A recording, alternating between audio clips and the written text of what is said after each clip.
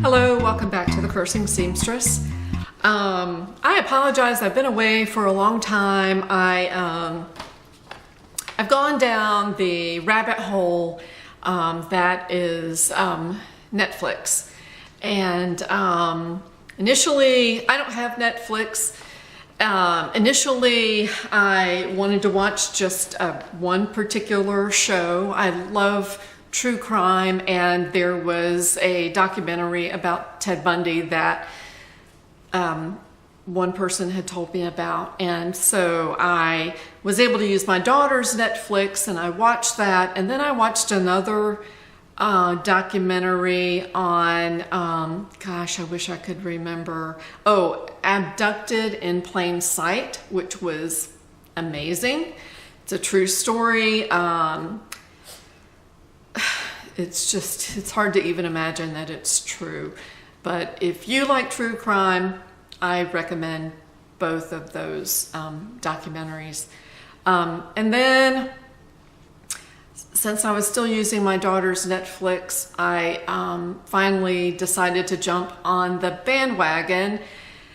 I thought I was probably the last person on the planet who had not watched Breaking Bad. So I watched the initial episode, which was labeled the pilot episode, and I was absolutely hooked. The writing for that show is amazing. The guy who writes for it is named Vince Gilligan, I think. He's from Farmville, or lived in Farmville, Virginia. So I'm hooked. I've watched maybe 10 or 11 episodes. I understand there are probably 45 or so more. So I've been so neglectful. I've not been watching YouTube videos very much. I just got home from work, and I know my pattern will be to watch some more Breaking Bad. But anyway, I'll get on with it. I have been sewing, and I showed you this pattern, I believe, before. This was a purchase from, it's labeled Goodwill. So it was $1.25. I'm looking at the sticker on the back, and I did show this to you before, I think. It's, that's the line art. They're very simple lines for the dress. There's a jacket and there's a little pocket book. It's New Look 6665, size 1/2 to 4. I didn't have enough of the fabric I was trying to get rid of to make the dress. So I made the little jacket, and this is it. It sort of has, you may see some marks on it because of the embroidery that I did and the little dots for the sleeve and stuff, but it looks like an Easter jacket. I don't have anything to match it up with. There's a little ribbon tie here. I put some rickrack on here and also on the bottom. This is a little tulip that I added an embroidery design onto a pocket.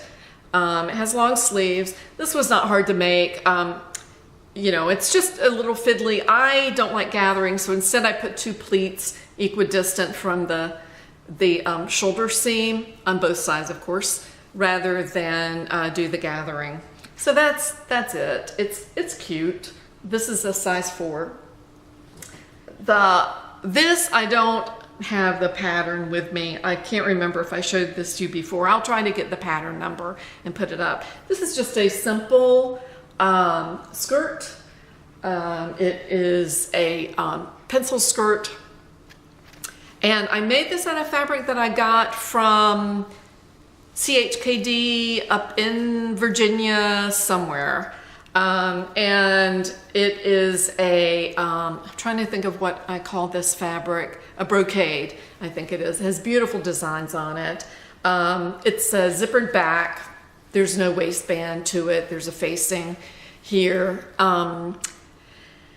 Nothing much to say. I'll just tell you that I made that without the pattern number. It's not that helpful, but I did cut the size large based on my measurements but I ended up cutting off at least 5/8 of an inch on either side because it was just too big. And I don't wear fancy things very often. This is a sort of a fancy fabric. So what I did to sort of break up that fanciness was I used some of the camo fabric, and this was not a part of the pattern. I just cut flaps, and I may go back and put some buttons or snaps or something on here. That's the zipper in the back. But it's pretty, it fits well. I'll try to insert a photo of or video of my wearing it. Okay, I'm bringing you the skirt. I've paired it with just a cream colored knit top, which has not been ironed. But I just wanted to show you the skirt and how it looks. So I'm gonna back up. And this is it. It's a nice sort of a figure hugging skirt. Here's the back with the little pocket flaps that I made. I really like the skirt, and I will make sure I tell you what pattern number it is in case you're interested.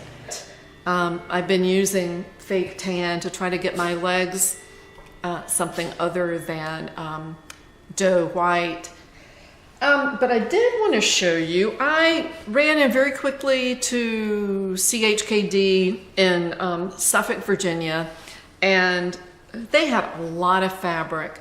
I was amazed. I got 2 pieces. I curtailed myself, got 2 pieces. I think one piece was $2.99, the other piece was like $1.99. I don't remember which was which. But let me show you this. I believe I measured, I don't know if I measured this or not. This is about 3 yards. It's a black and white floral. It is a medium weight. It's really unusual. I've never seen fabric like this before. It's kind of a white on the back. There is stretch to this. It almost feels like a heavyweight seersucker, but it's not the pattern or texture of a seersucker, but there definitely is a texture there. I can feel it mostly on the back. It's almost like it's a perforation. I don't know if you can see it.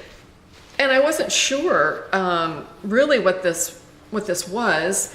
I wash everything and dry everything. So I tossed it in the washing machine, dried it in the dryer, and it did beautifully.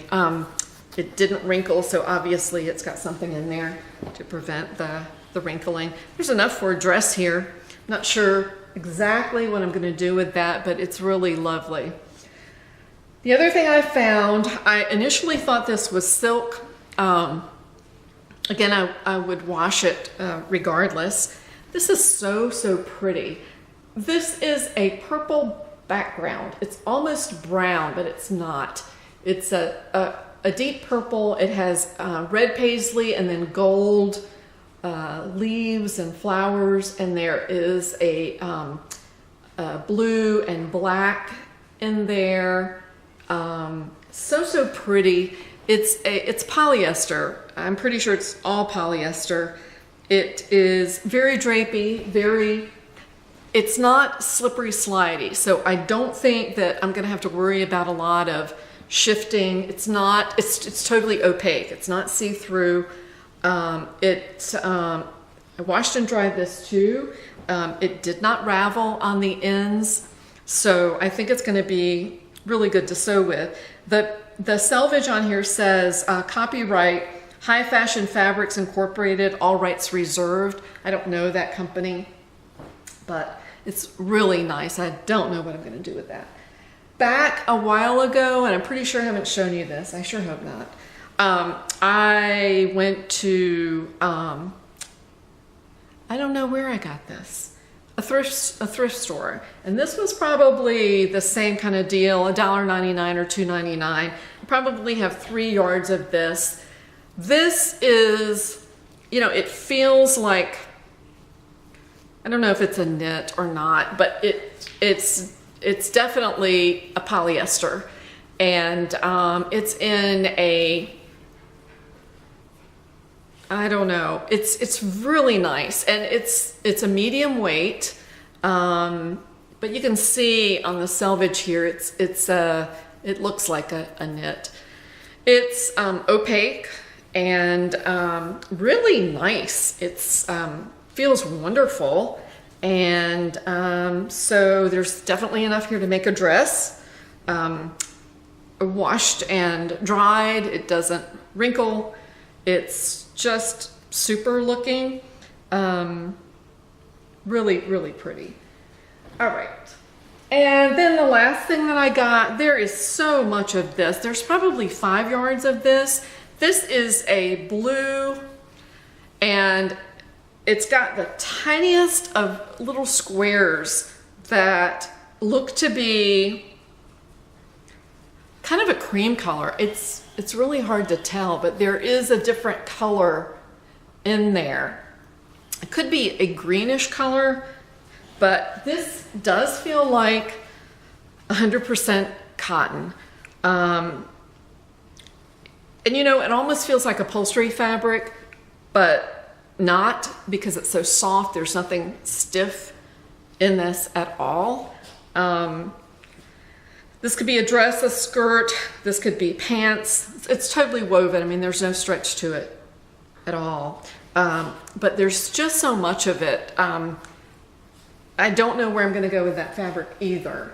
So I just wanted to share those things. I'm still here. I feel like I'll be watching Netflix for a while to get through, at least to get through Breaking Bad. And then I think after that there is Better Call Saul, which is a spinoff of Breaking Bad. And it's interesting that I like it so much. I don't watch TV. I watch the local news in the morning, and then I watch an editorial news show in the afternoon. And that's it for television for me. I don't know. I don't find it that interesting. I don't like daytime stuff. But I'm enjoying Netflix and this series in particular. So thank you very much for watching, and I will talk to you later. Bye-bye.